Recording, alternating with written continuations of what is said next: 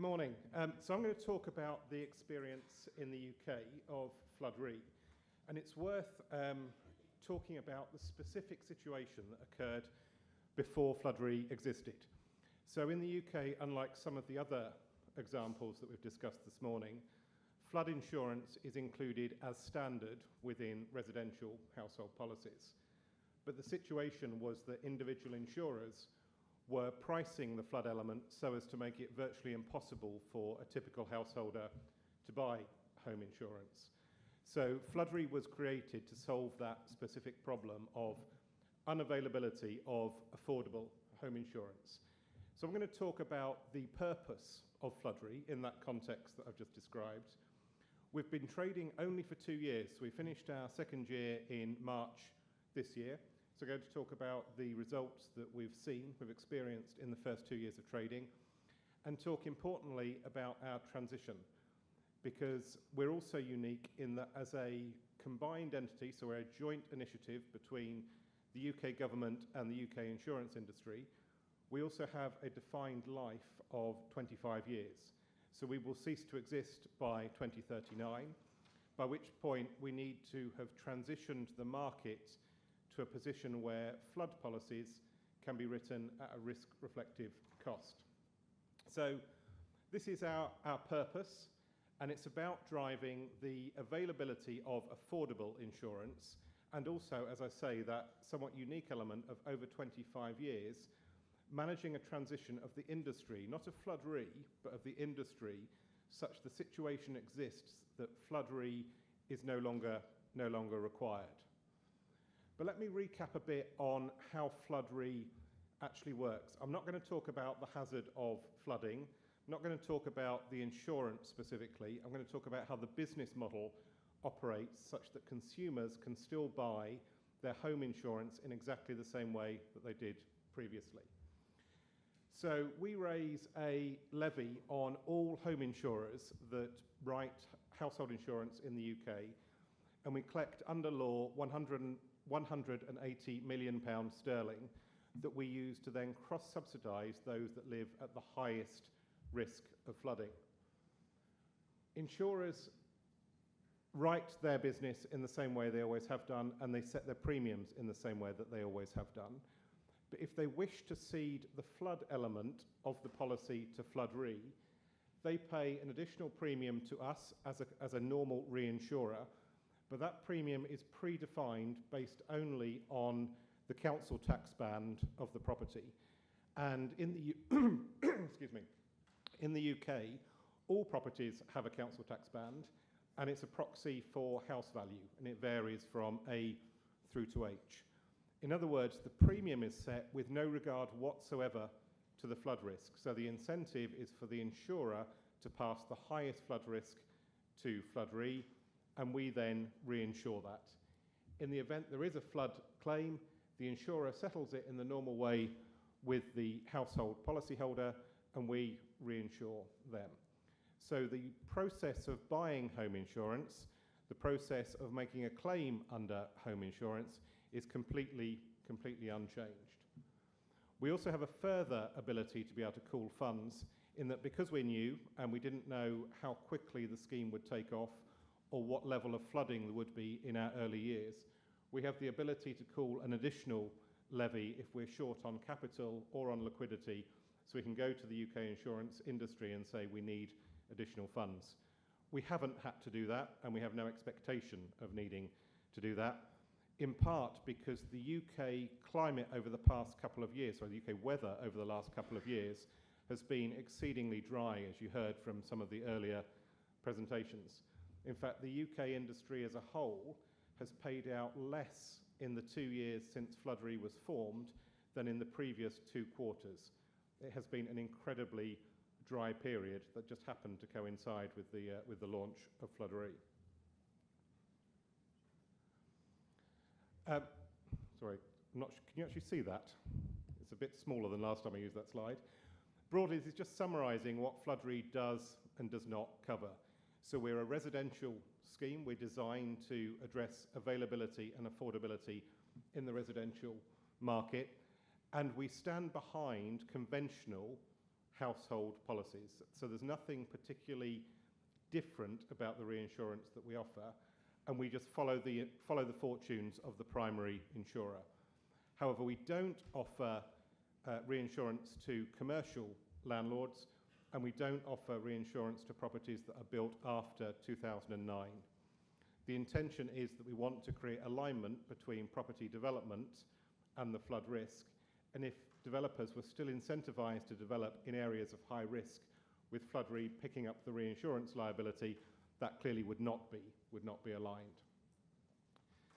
So let me talk about the results then under three dimensions: our public purpose objectives, the consumer benefits that we've achieved, and then the financial performance that has resulted. So in terms of our availability and affordability, before Flood Re was launched, if you lived at high risk of flooding and had a previous flood claim, only 9% of people could get 2 or more household insurance quotes. As of today, at the end of our second year, 100% of people can now get 5 or more quotes, and indeed 74% of people can get 10 or more quotes. So in a very short time, we've transformed the availability of competitive insurance. And it's also considerably more affordable. So again, if you previously had a flood claim, what we've seen since the introduction of Flood Re is that 4 out of 5 people have seen a saving on their home insurance of 50% or more. So it's become massively more available and dramatically cheaper. What we've also seen as well is excesses, or the deductibles, which previously excuse me, could run to £10,000 or £15,000, are now capped at £250.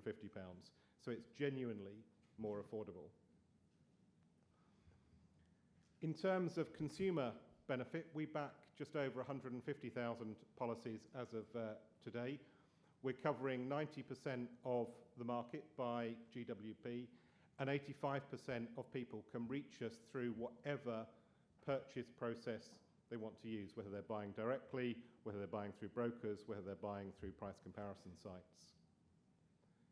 In terms of our insurance results after 2 years of trading, you can see a set of numbers that are driven by that very, very low claim environment that I spoke about, that very dry first 2 years. We've literally had only 200 claims. We have had claims and we are paying claims, but they're a very low number.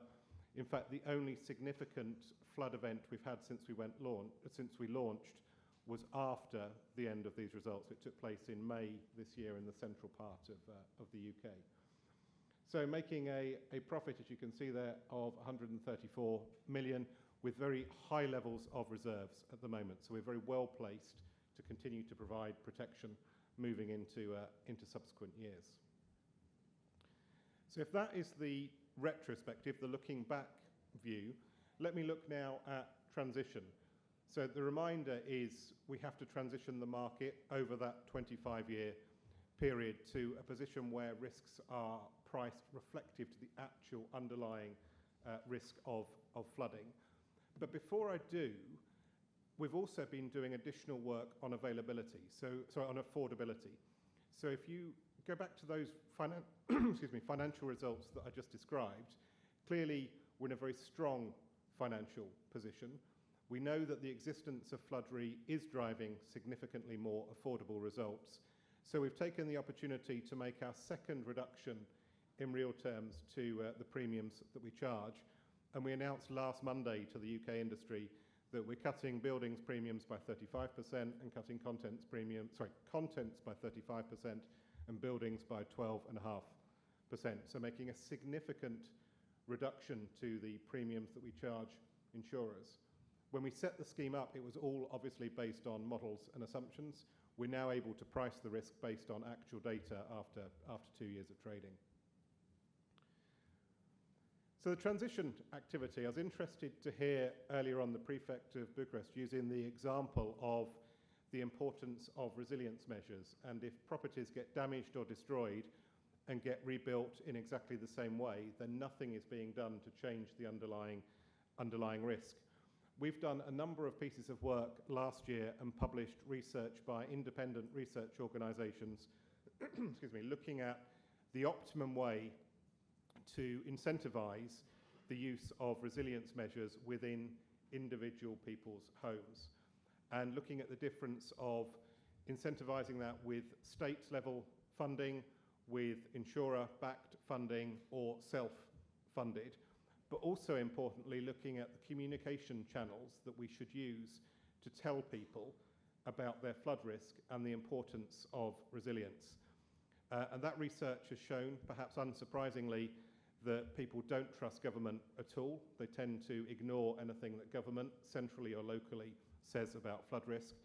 But they do trust, for example, local fire services. So looking at ways of getting the message about the importance of flood risk management across through different communication channels.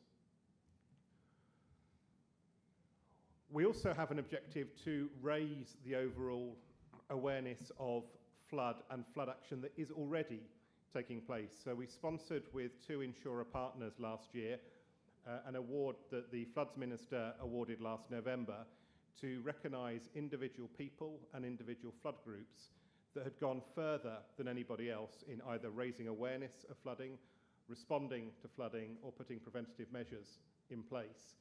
And we awarded a prize that enabled the winner, a lady from Kent, to invest in her local community group.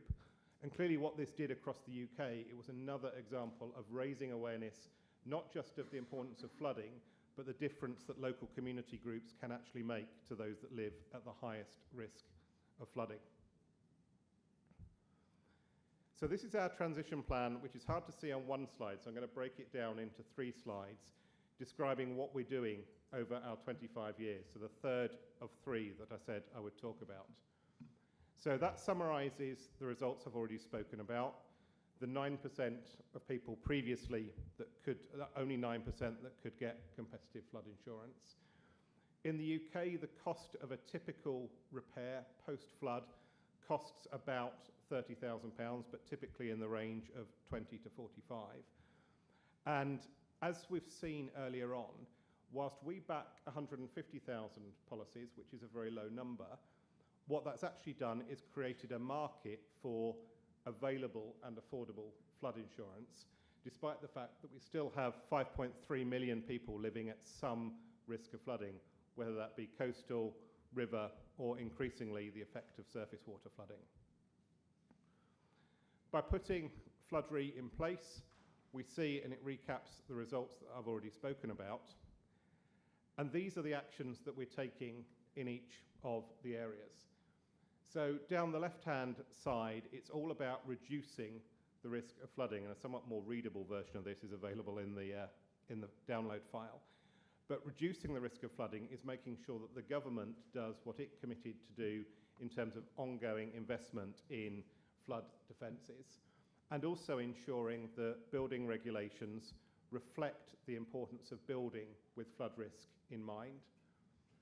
The middle column is ensuring that where flooding does take place, that the costs associated with putting that right after the event are reduced as far as possible.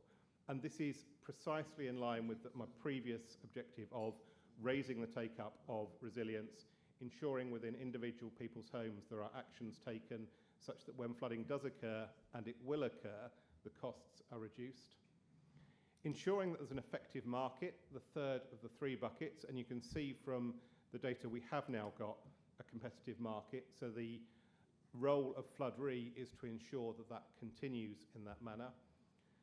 And the final observation down the bottom here is a really important one, and that's to recognise there is a limit to affordability. There will still be properties throughout the UK that it makes no sense to insure. It's simply impossible to insure at a level that is affordable, regardless of how much is spent on resistance or resilience measures. And there will need to be an alternative solution for that group that's unlikely to be an insurance solution. So that could be compulsory purchase, or it could be relocation of those communities. So that summarises both what we've done, what Flood Re is, and the first stages. We're only 2 years in, but 2 years into our transition over 25 years. Thank you, Danielle.